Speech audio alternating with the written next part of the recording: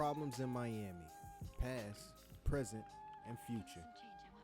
Miami, one of the youngest major cities in the United States, has had a significant influence in the 21st century. It is a city with a diverse identity shaped by various cultures and migrations. The four largest ethnic groups in Miami are white identifying Hispanics, Black or African Americans, considered non-Hispanics, white non-Hispanics, and the rest make up multiple groups coming from all over the world.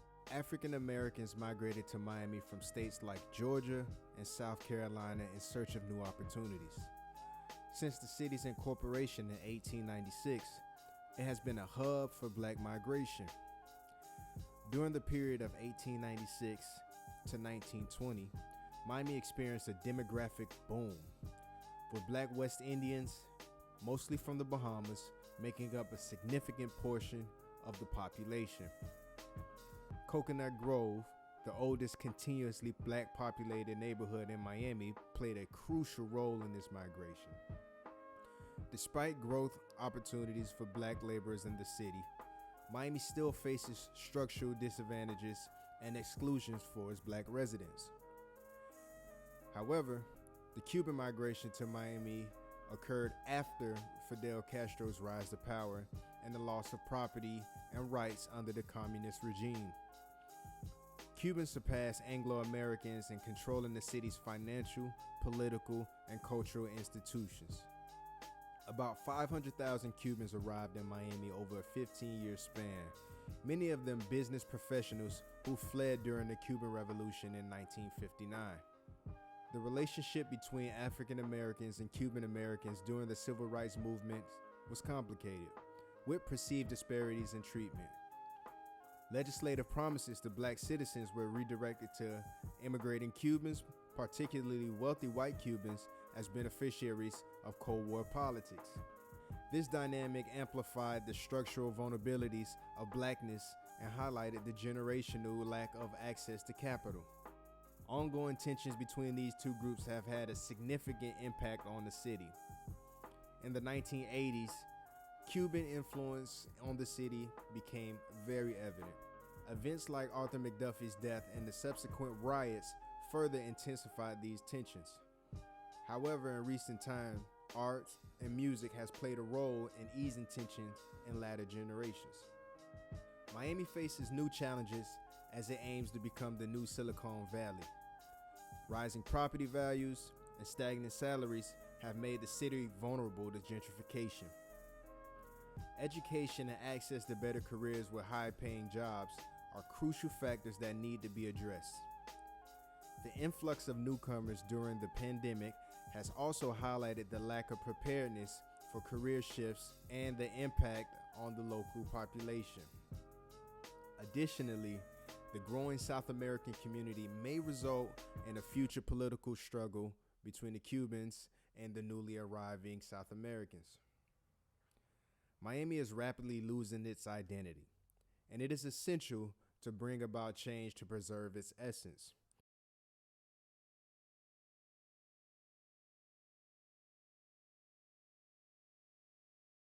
The question remains, can Miami natives overcome past differences and work together to find solutions? The goal of this essay is to shed light on unresolved issues and find common grounds while addressing socio-economic problems. Now, I would like to start off by saying I do not think any of the new residents coming from South America, Colombia, Venezuela, Peru, Brazil, are an issue. We are a city that has always embraced multiculturalness or multiculturalisms, or whatever the word would be. That's not the issue. That only adds value to the city. I would say more so the influx of money from the tech world fleeing from Palo Alto and coming into Miami has been more of the issue economically. Those incomes, what they're willing to pay for housing, what that has done as far as inflation in the city has more so harmed the natives in the city.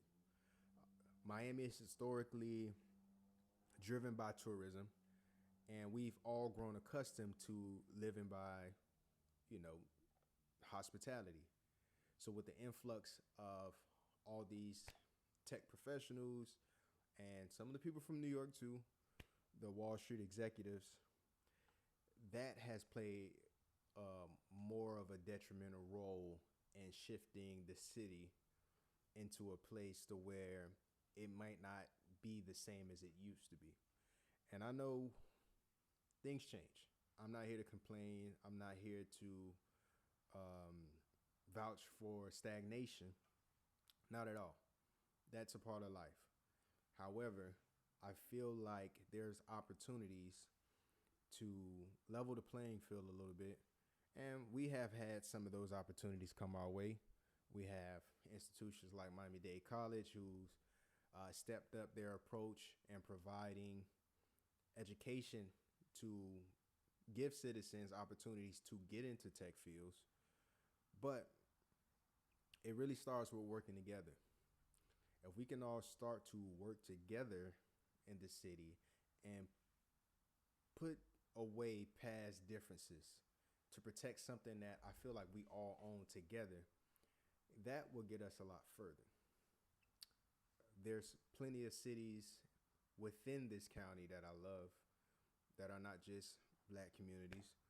There's also Hispanic communities that I love and I want to see stay the same and keep their culture, as well as communities that I've grown up in.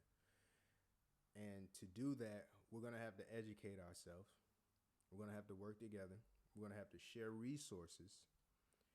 And if we can do that, we can balance the playing field and not only survive, but thrive. So hopefully this essay reaches you. And you know what? Reach back out. Give me your commentary. Let me know what you're thinking about what's going on in the city. Do you approve? Do you disapprove? Do you agree? Do you disagree?